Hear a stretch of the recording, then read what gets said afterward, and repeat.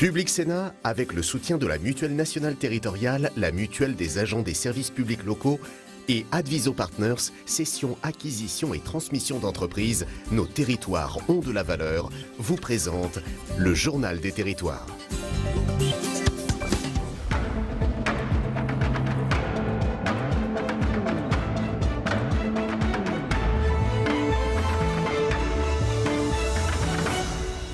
Bonjour à tous et bienvenue à notre édition ce matin. Dans un instant, c'est le JT des territoires que je vais vous présenter. Puis territoire d'info en direct. Avec nous tout à l'heure sur ce plateau, c'est Marielle de Sarnez, la présidente de la Commission des Affaires étrangères à l'Assemblée nationale, qui est vice-présidente du MoDem, qui sera notre invitée. Voilà, dans un instant, c'est le JT des territoires. On s'y retrouve. À tout de suite.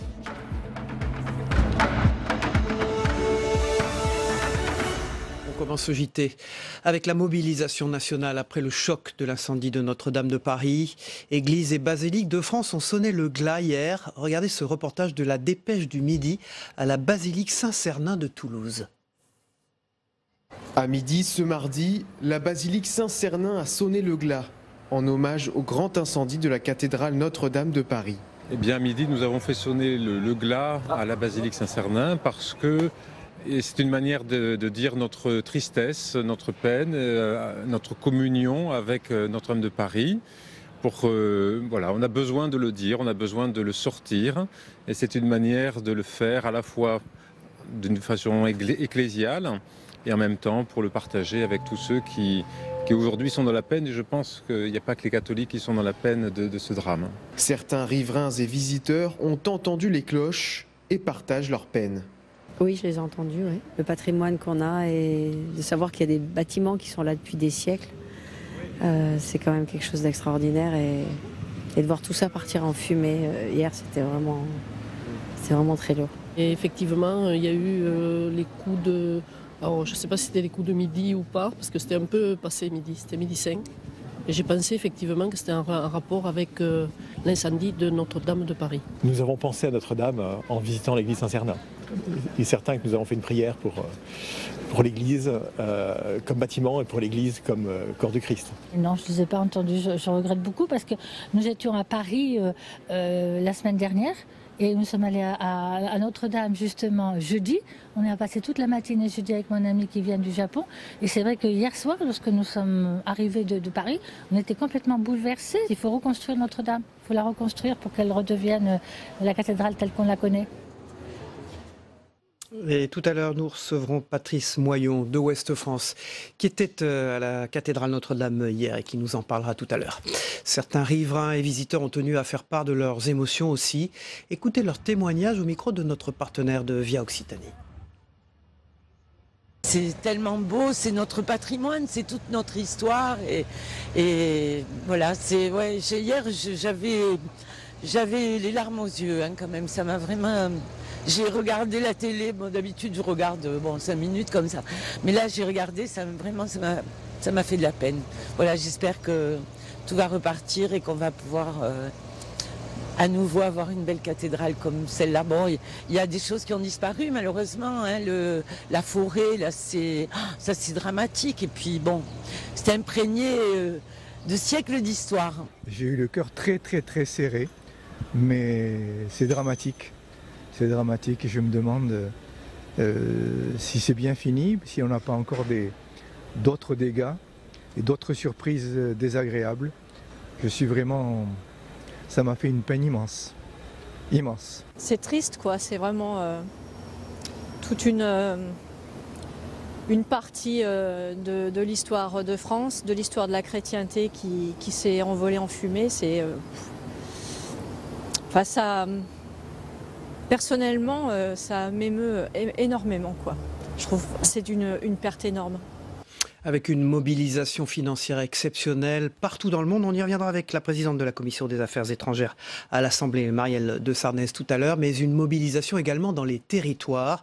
Le maire de Toulouse a annoncé débloquer 1 million d'euros pour reconstruire la cathédrale. Écoutez Jean-Luc Moudenc. Ça serait incompréhensible que les Toulousains soient à l'écart du grand mouvement de solidarité qui va se déployer, qui est en train de se déployer au niveau national et international. Notre-Dame, ça n'appartient pas aux Parisiens. Ça appartient à l'histoire de France. Il y a de grands moments religieux, mais il y a de grands moments nationaux, que ce soit sous la monarchie, l'Empire, la République, qui se sont déroulés là. Donc c'est un des lieux qui symbolise la France. Et donc à partir de là, il nous appartient aussi, nous sommes copropriétaires, c'est notre mémoire, la mémoire nationale, le patrimoine de nous tous. Et donc on sera au rendez-vous au mois de juin prochain. Sans transition, les interrogations des Britanniques de France. Dans le Maine-et-Loire, le Brexit inquiète.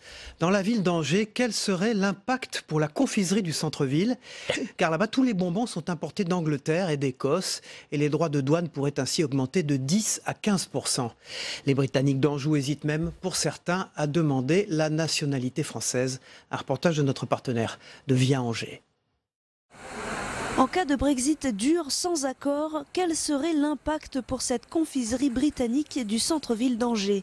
Ici, tous les bonbons sont importés d'Angleterre et d'Écosse. Les droits de douane pourraient ainsi augmenter de 10 à 15%. Mais cette situation n'inquiète pas plus que ça Maxime Tate, jeune entrepreneur à la double nationalité. Franchement, personne ne sait vraiment ce qui va se passer. Donc au lieu de s'inquiéter, autant se concentrer sur ce qu'on sait faire, ce que l'on sait faire de mieux, et puis après on verra, on avisera. Et ce que Maxime sait faire de mieux aujourd'hui, c'est des bonbons. Depuis le mois de janvier, il anticipe un potentiel no deal et a déjà réfléchi à un plan B. Le plan B, c'est une offre de bonbons personnalisés qui permet d'avoir un bonbon fabriqué en France avec l'emballage, le logo, le goût, les couleurs, et on peut créer son parfum entièrement. Et ça, c'est totalement fabriqué en France. À la bibliothèque anglophone d'Angers, on se retourne également vers la France. Gary Copsey est installé ici depuis 1985. Pour la première fois, il hésite à demander la nationalité française. Ma femme, mes enfants sont français. Mes amis habitent en France. J'ai passé ma vie ici, j'ai travaillé. Et avec les Brexit, ça oblige parfois à prendre des choix. Ça fait 30 ans que je suis ici et je suis bien intégré. Et c'est un pays qui m'a beaucoup rendu du bien. Et je souhaite quelque part garantir que je puisse rester ici et continuer à évoluer dans ce pays. Did et Sally ont été naturalisés il y a quelques semaines à la préfecture du Maine-et-Loire. Comme elle, 37 autres expatriés ont sauté le pas depuis 2018. On estime aujourd'hui que 1250 Britanniques résident en Anjou. On se rend dans l'Est maintenant dans ce journal. La ville de Metz va être pour quelques jours la capitale de l'écologie. Début mai, la ville accueillera le G7 de l'environnement. Et Metz invite ses habitants à découvrir ou redécouvrir pourquoi la capitale mosellane a été choisie pour accueillir ce sommet officiel. Chaque week-end, à pied, à vélo ou en bus, lors de G7 Tours, les Messins arpentent leur ville sur les traces des hauts lieux de l'écologie urbaine. C'est un reportage de Fanny Bragard pour Via Mirabel, notre partenaire. Engagée de longue date dans la transition énergétique, Metz accueillera les 5 et 6 mai prochains le G7 des ministres de l'Environnement, une consécration que la ville souhaite partager avec ses habitants. Les G7 Tours sont des visites guidées de la ville à pied, à vélo ou en métis qui ont été mises en place pour emmener les Messins et tous les curieux à la découverte des hauts lieux de l'écologie messine. C'est à pied que les 20 participants du G7 Tours ont parcouru 1,7 km pour observer l'environnement dans leur cadre de vie. Ils ont ainsi découvert un havre de biodiversité en plein cœur de ville. Depuis février, le Centre Saint-Jacques organise sur son forum des ateliers nature pour sensibiliser les enfants, mais pas seulement. On revégétalise, on laisse pousser les mauvaises herbes, on apprend à les utiliser, on fabrique des nichoirs, des réserves de biodiversité pour la petite faune locale. Et tout ça, c'est une source d'émerveillement, à la fois pour les enfants et puis aussi pour les parents. Avec 52 mètres carrés d'espace vert par habitant, Metz compte plus de 30 000 arbres, dont 90 sont remarquables. Pourquoi, par exemple, ce platane commun est-il remarquable? Par son âge d'abord, il est centenaire. Au plus près de cette nature, la jeune génération prend conscience des enjeux environnementaux qui pèsent sur l'humanité, laissant craindre, selon l'ONU, 250 millions de réfugiés climatiques d'ici 2050. Si on ne fait pas trop attention à la nature, on ne pourra plus avoir de fruits et de légumes. S'il n'y a plus la nature aussi, on n'aura plus d'eau et on ne pourra plus manger ni boire. un enjeu humanitaire et géopolitique majeur qui devrait être évoqué lors des négociations internationales du G7 de l'environnement. S'ils ne sont pas conviés à ce sommet officiel, les citoyens pourront prendre part au débat écologique au sein du village associatif installé dans les jardins Jean-Marie Pelt les 3 et 4 mai. 2 marches altermondialistes y sont d'ores et déjà annoncées. Voilà, de l'Est de la France à l'Occitanie, direction le Gard à présent, où des élus se mobilisent pour inciter au covoiturage. Une opération d'information a lieu en ce moment même à Alès. Le principe, le covoituré pourrait ne rien payer s'il était détenteur d'un abonnement de transport en commun ou payer le prix d'un ticket de bus. Toutes les explications signées Julie Darling pour Via Occitanie, notre partenaire sur place. Une expérimentation de covoiturage public à Alès Saint-Jean-du-Gard. Tu vois que vous êtes tout seul, c'est bien. Max Roustan ironise mais évoque un vrai problème. Nous ne faisons pas assez de covoiturage. Le président d'Alès Agglomération organisait une opération séduction auprès des automobilistes. Les 3/4 des voitures, regardez celles qui arrivent, il n'y a personne. Donc le transport on essaie sur un parcours de Saint-Jean-du-Gard à Alès de mettre en place un covoiturage public. Mais pour que l'initiative voie le jour, il faut que 200 personnes soient inscrites. Or, il y en a 80 seulement aujourd'hui. Pour accueillir des covoitureurs, l'expérimentation pourrait être mise en place en 2020. Reste à déterminer le lieu des aires de covoiturage et le coût de l'opération. Pour le covoituré, c'est d'utiliser son abonnement de transport en commun. Pour le covoitureur, l'expérimentation va permettre justement de le déterminer. L'idée, bien sûr, c'est de ne pas rémunérer les covoitureurs, ça c'est interdit, c'est de les indemniser et faire en sorte que diminuer leur coût de déplacement en remplissant les voitures. Ici, d'après Alès Agglomération, 425 000 déplacements domicile-travail sont réalisés au quotidien. Ce covoiturage public pourrait diminuer de 40% le nombre de voitures. Covoiturage public. Oui, c'est pas des sous, vous ne voyez pas. Suite de ce JT des territoires avec les unes de la presse quotidienne régionale dans un tout petit instant. A tout de suite. Bonjour Saveria, rebâtir le cœur de Paris, c'est à la une de Sud-Ouest, le plus grand quotidien de la Nouvelle-Aquitaine. Nous rebâtirons Notre-Dame en 5 ans, déclaration d'Emmanuel Macron hier soir. Je vous le dis avec force, nous sommes ce peuple de bâtisseurs, nous avons tant à reconstruire. Nous rebâtirons la cathédrale plus belle encore. 700 millions d'euros ont déjà été récoltés, mais selon les spécialistes, il faudra 10 à 15 ans pour restaurer la cathédrale. Sud-Ouest qui s'interroge également sur la sécurisation de la cathédrale de Bayonne, la cathédrale gothique Sainte-Marie, déjà détruite par 2 incendies au XIIIe et XIVe siècle. Sainte-Marie est aujourd'hui classée au patrimoine mondial de l'UNESCO. Et 700 millions d'euros de dons ont été promis pour rebâtir Notre-Dame. À la une de l'Union, 2 cathédrales, Reims, bien sûr, et Paris. Notre-Dame de Reims, la cathédrale aux furs sacrés, la plupart des rois de France, a quasiment été démolie par un incendie en septembre 1914. Cette destruction de la cathédrale qui avait déjà été ravagée encore au XVe siècle par un autre incendie a suscité à l'époque une émotion considérable à travers la planète. Et la manière dont la France a réagi face à ce drame fait étonnamment écho à ce que nous vivons aujourd'hui. Dès le lendemain, le gouvernement annonce la reconstruction de l'édifice. C'est un élan de solidarité exceptionnel qui va permettre cette reconstruction à la fin de la guerre. Après l'incendie, la charpente est entièrement calcinée. En tombant, la toiture a emporté une partie des murs. Et ce sera en grande partie grâce à l'appui financier du milliardaire américain John Rockefeller que le monument va être méticuleusement rebâti pendant 20 ans. L'édifice sera reconstruit à l'identique. Attention, suivez-moi bien à la une de la Dépêche du Midi ce que Macron voulait annoncer, n'a pas annoncé mais qui a finalement été annoncé. Les annonces post-grand débat qu'Emmanuel Macron comptait faire à l'origine lundi ont fuité depuis hier. Une refonte du fonctionnement de nos institutions, notamment un RIC sur des questions locales. Une dose de proportionnelle aux législatives sont prévues. Autre mesure, réindexer sur l'inflation les petites retraites, baisser les impôts pour la classe moyenne. Mais pas question en revanche de remettre en cause la suppression de l'impôt de solidarité sur la fortune. Enfin, autre annonce très symbolique censée répondre aux critiques des Gilets jaunes sur l'élitisme, la suppression de l'ENA, l'école de la haute administration. Et puis on va faire un tour du côté du site numérique de l'Alsace. C'est le syndrome du manque de nature ce matin. Avoir peur de s'asseoir dans l'herbe, ne pas jouer librement dehors. Le syndrome du manque de nature est de plus en plus étudié. Reportage dans un centre de Lutterbach qui accueille des enfants pour les reconnecter à la nature. Les animateurs sont surpris de voir des enfants de 5-6 ans marcher pour la première fois sur des chemins non goudronnés. D'autres refusent de s'asseoir dans l'herbe parce que c'est sale. Il y a des enfants à Mulhouse qui ne savent pas à quoi ressemblent les Vosges.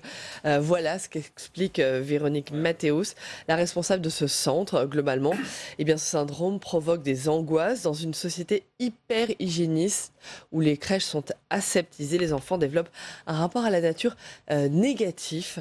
Une façon donc de lutter contre ce syndrome. Merci Saveria.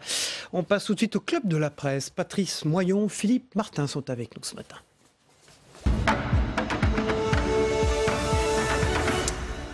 Patrice Moyon, bonjour. De bonjour Ouest Cyril. France. Philippe Martin, bonjour de Région Magazine. Avec bonjour, vous, Philippe Martin, on va s'intéresser à La Réunion. Vous revenez d'un long séjour là-bas et c'est à la une en couve, comme on dit, de Région Magazine. On y reviendra tout à l'heure. Avec vous, Patrice Moyon. Et maintenant, rebâtir le cœur de Paris. Vous étiez hier au cœur de Paris. Un petit mot quand même. Oui, alors c'était une soirée étonnante parce que moi j'attendais effectivement comme beaucoup d'autres journalistes pour les annonces d'Emmanuel Macron pour commenter. Et puis à 8h moins 10, je reçois un coup de téléphone de ma rédaction en chef qui me dit oublie tout ça et file parce que sur l'île de la Cité. Un des privilégiés à y aller quand même. Hein, oui, et c'est vraiment, pour moi c'était vraiment une soirée comme pour des milliers de Parisiens, mais aussi d'étrangers qui étaient à Paris. C'était une soirée vraiment particulièrement émouvante.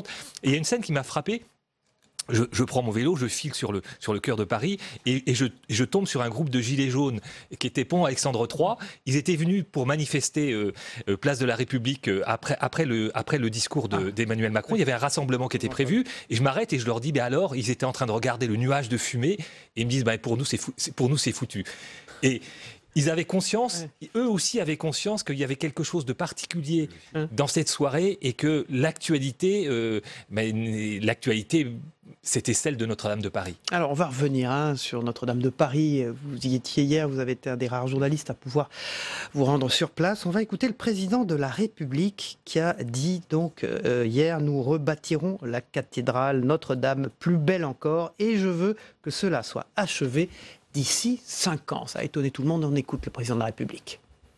Nous rebâtirons la cathédrale Notre-Dame plus belle encore. Et je veux que cela soit achevé d'ici 5 années. Nous le pouvons. Et là aussi, nous mobiliserons. Après le temps de l'épreuve, viendra celui de la réflexion, puis celui de l'action. Mais ne les mélangeons pas. Ne nous laissons pas prendre au piège de la hâte. Patrice Moyon, c'est possible en 5 ans. Il y a beaucoup de doutes ce matin parmi les éditorialistes sur le temps qu'il faudra au fond. D'abord la date de 5 ans, tout le monde s'interroge. En fait, on peut imaginer que 5 ans, c'est aussi la date des Jeux Olympiques à Paris et qu'effectivement, c'est un projet, on peut imaginer un projet mobilisateur. La capacité de la France à se rassembler pour reconstruire, c'est aussi la symbolique d'un pays. Est-ce que la France est capable de se rassembler pour repartir de l'avant ? Après, on voit bien aussi toute la complexité de ce chantier pour la reconstruction. Donc Emmanuel Macron dit 5 ans. Reste à savoir si on pourra restaurer. Là, on sait qu'il y aura de l'argent, puisque les dons affluent. 700 millions. 700 millions. Donc, on atteindra 1 milliard assez vite. Voilà. Après, reconstruire, c'est une reconstruction à l'identique. Il faut respecter l'esprit du bâtiment. Il faut avoir les artisans. On voit qu'il y a déjà des propositions de chaînes partout. Quand on y va, c'est votre cas, qu'est-ce qu'on ressent, Patrice Moyon ?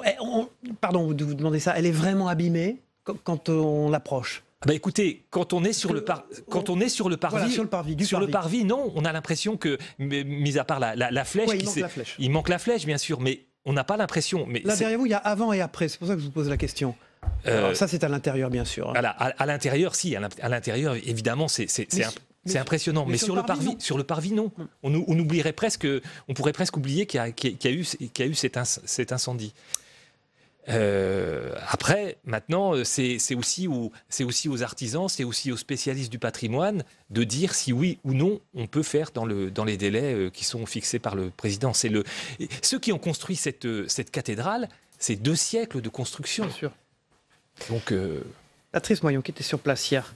On passe au deuxième thème de l'actualité de ce club de la presse. Philippe Martin, les annonces du président de la République, non annoncées, mais finalement annoncées par d'autres. À votre avis d'abord, c'est une fuite voulue par l'Élysée ou pas ?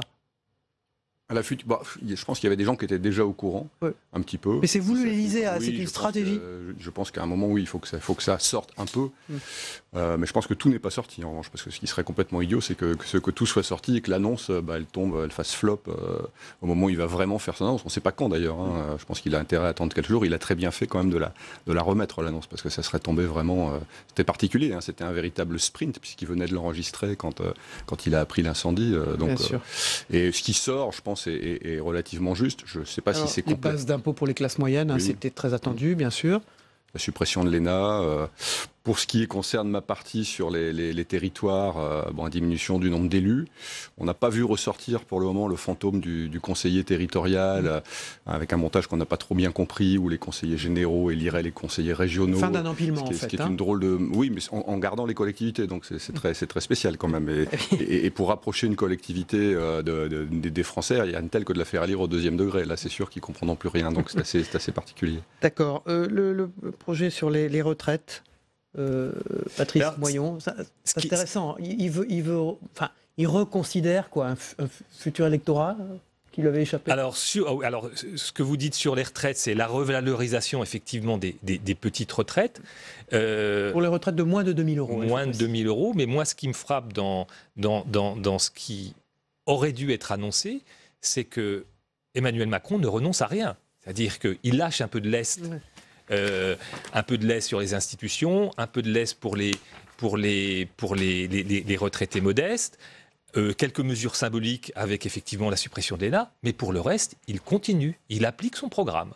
On reviendra sur tout ça. Et rien sur la dépendance non plus, un sujet majeur. Bien sûr, on revient en deuxième partie d'émission là-dessus, après avoir reçu Marielle de Sarnez, la présidente de la Commission des Affaires étrangères à l'Assemblée, notamment avec vous, Patrice Moyon, sur ces annonces qui ont été annoncées, mais qui ne devaient pas l'être, mais qui le sont finalement. Et seul le prononcé fait foi, dit-on. Merci. On va parler de la Réunion. On va se rendre un peu dans l'océan Indien. Ça va nous faire du bien. La Réunion trace sa route. Et une magnifique photo, on va la voir dans la une de Région Magazine. Je ne sais pas comment elle a été prise. Ça ne peut pas être un drone, ça. C'est trop. Non, c'est un avion. C'est un avion. Alors, vous revenez de la Réunion. Comment, vous dites, surgit dans l'océan Indien cette île française depuis très longtemps, carrefour d'ailleurs de beaucoup 1649, l'île Bourbon devient française. Incroyable. Et carrefour d'ailleurs de beaucoup de cultures, de beaucoup... melting pot extraordinaire. Melting pot incroyable pour une véritable harmonie. Français. Alors, faut pas idéaliser parce que c'est un territoire vraiment bourré de paradoxes. Ce chantier-là, il faut le savoir, c'est le plus gros chantier d'infrastructure au monde. On n'en parle pas beaucoup, alors que c'est en France. C'est le plus gros du monde ? Mais oui, du monde, parce que c'est le seul endroit où on construit une route sur un océan. Puisque sur 14 km de ce qu'on appelle la grande route du littoral. Sur 14 km, il y a 12 km en viaduc sur l'océan Indien avec des piliers qui ont été enfoncés dans l'océan et en essayant de respecter en plus l'écologie. Là, j'allais vous dire. C'est compliqué. Ils ont essayé de préserver. C'était un passage de tortues de mer. Il y a des plages. Il y a vraiment un gros travail qui a été fait. Les plages quand même. Où il n'y en avait pas où on se baignait de ce côté-là. Je vous rassure, parce que ce côté-là, c'est l'endroit où il y a, comme vous disiez tout à l'heure, la route qui tombe dans la montagne qui tombe dans la mer. Voilà. Et il y a des requins. Oui. Alors la Réunion, il y a les requins. Le tourisme, c'est fantastique. C'est 600 à 700 000. Ils visent 800 000 touristes par an, ce qui serait beaucoup, compte tenu de la distance. Les jeunes sont la grande priorité de l'île. Mais le tourisme, il est quand même touché par... il y a toujours des crises. Actuellement, il y a la crise du requin qui dure, même s'il faut beaucoup la relativiser. Toute la partie lagon de la Réunion, on peut s'y baigner sans problème, les requins n'y viennent pas. Les jeunes sont la grande priorité de l'île. Oui, parce que c'est un territoire qui a énormément de jeunes, 41% de taux de chômage pour les moins de 25 ans, c'est énorme. 120 000... C'est un record d'ailleurs, non ? C'est le record. À part Mayotte, qui est encore un cas en plus particulier. 120 000 illettrés, 120 000 personnes qui sont touchées d'illettrisme sur une population de 850 000 habitants. Donc c'est vraiment un chantier à tous les points de vue. Beaucoup de choses qui se construisent, on vient de refaire l'aéroport, la route, mais c'est aussi un chantier au niveau de l'écologie. C'est une île qui n'a aucune autonomie énergétique, alors qu'elle a tout. Le soleil, la mer, le vent, mais elle n'a aucune autonomie énergétique et avec des problèmes sociaux. Quand les gilets jaunes ont éclaté là, c'est vraiment là que ça a éclaté le plus fort, et l'île a été paralysée pendant pratiquement 3 semaines. Alors là, c'est la paralysie complète. Ça s'est arrêté d'un coup après. Mais voilà. Donc on raconte tout ça, on a écouté beaucoup de monde, on a regardé comment était l'agriculture maintenant, où on était la canne à sucre, qui reste quand même une des productions les plus importantes, les chantiers en cours, les espoirs qui sont importants. Il faut un soutien de la métropole qui est extrêmement aléatoire. Voilà, donc la Réunion trace sa route. C'était la une de Région Magazine, numéro spécial. Et puis la France en très haut débit, je le signale. Ce sont les chiffres au fond de ce déploiement et de cette difficulté d'ailleurs, parce que ça a mis du temps quand même. Hein. Ça va encore mettre un petit peu parce qu'on a pris beaucoup de retard. Alors c'est un deuxième chantier monstrueux, c'est 2 numéros sur des chantiers. Vous faites le point région par région. Hein. On fait le point région par région et on fait le point sur les chiffres parce qu'il y a une étude de l'UFC Que Choisir qui était sortie qui disait qu'on serait équipé qu'en 2029 alors que c'est 2022 l'objectif. Bon, on regarde d'un peu plus près et on se rend compte que c'est en train d'avancer sérieusement et qu'il y a beaucoup d'initiatives locales parce qu'il n'y a pas seulement mettre des tuyaux, il y a aussi qu'est-ce qu'on en fait. Et donc on décrit région par région les initiatives locales, les lycées numériques à Nantes, les espaces de coworking dans la campagne de l'Île-de-France. Ça ressemble à ça, le très haut débit, c'est un tuyau avec autant de... Ou pas, ou c'est une illustration? C'est une illustration. Merci Philippe Martin. Région Magazine, vous en dirigez la rédaction. On va tout de suite regarder la météo des territoires ensemble. Le temps qu'il fait en France, vous allez voir, tout ça se radoucit, il fait beau à la veille d'un long week-end. Petit à petit, ça va être de mieux en mieux. Voilà, on regarde ça ensemble, on se retrouve après.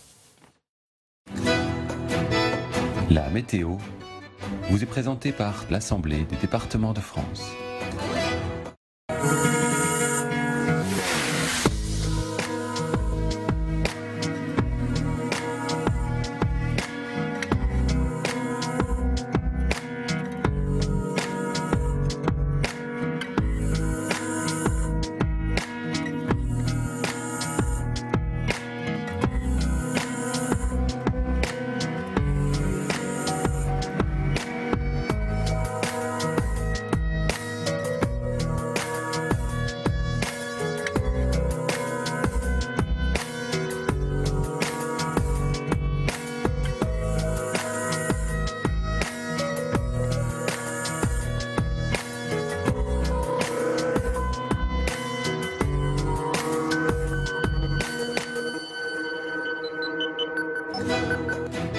C'était la météo avec l'Assemblée des départements de France. Voilà, dans quelques minutes, c'est Marielle de Sarnez, la présidente de la Commission des Affaires étrangères à l'Assemblée nationale, vice-présidente du MoDem, qui est notre invitée. Tout de suite, on va se rendre du côté de ce qui se passe dans le reste du monde avec le Zap Monde de TV5 Monde. C'est Notre-Dame, vous l'imaginez, qui est l'objet de toutes les préoccupations internationales. On revient dans ce Zap Monde sur ce qui a ému le monde entier. A tout de suite.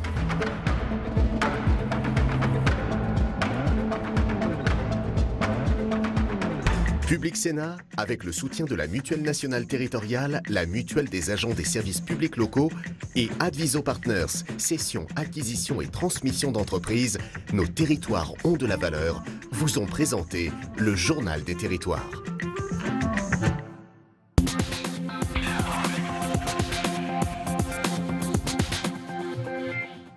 Voilà ce qu'il reste de Notre-Dame de Paris aujourd'hui. Cette photo aérienne dévoile la cathédrale touchée en plein cœur. Notre-Dame est debout, mais fragilisée et désormais sous haute surveillance. Stabiliser le bâtiment, mais aussi découvrir l'origine du sinistre. Les dons affluent de toute nature, des dons très importants. Cet élan de générosité provoque aussi une certaine amertume parmi quelques spécialistes du patrimoine. Ils dénoncent depuis des années le manque d'investissement et le manque d'entretien des monuments historiques. C'est le cas de Didier Rickner. Il s'était plusieurs fois inquiété des dangers d'incendie dans les bâtiments médiévaux. Pour la cathédrale Notre-Dame, c'est très simple, il fallait 150 millions d'euros. Eh bien, ils ont été incapables de les trouver avant. On a fait appel à tout le mécénat, on a commencé un chantier, celui-ci. Mais en réalité, il manquait des dizaines de millions d'euros. Tout d'un coup, on trouve l'argent parce que ça a flambé. On a peut-être pu le trouver avant que ça flambe et on aurait pu faire attention à ce que ça ne flambe pas. Voilà les tristes images qui resteront dans les livres d'histoire et dans le cœur de tous ceux qui ont bien connu Notre-Dame. Rentrer dans les contes de Notre-Dame et de découvrir la forêt, c'est une émotion que 35 ans après, je n'oublierai jamais. Et ça a façonné ma vie. Je crois que ça a bouleversé ma vie. Pour nous, les bâtisseurs du bois, c'est comme si on perdait un grand symbole. C'est comme si les peintres avaient perdu la Joconde quelque part. C'est de ce niveau-là. Nous sommes ce peuple de bâtisseurs. Nous avons tant à reconstruire. Alors oui, nous rebâtirons la cathédrale Notre-Dame plus belle encore. Et je veux que cela soit achevé d'ici 5 années. Nous le pouvons. Et là aussi, nous mobiliserons. La question de l'identique, la question de reconstruire un édifice se pose aussi dans les moyens techniques de l'époque. Ce qui a été détruit ne se reconstruit jamais.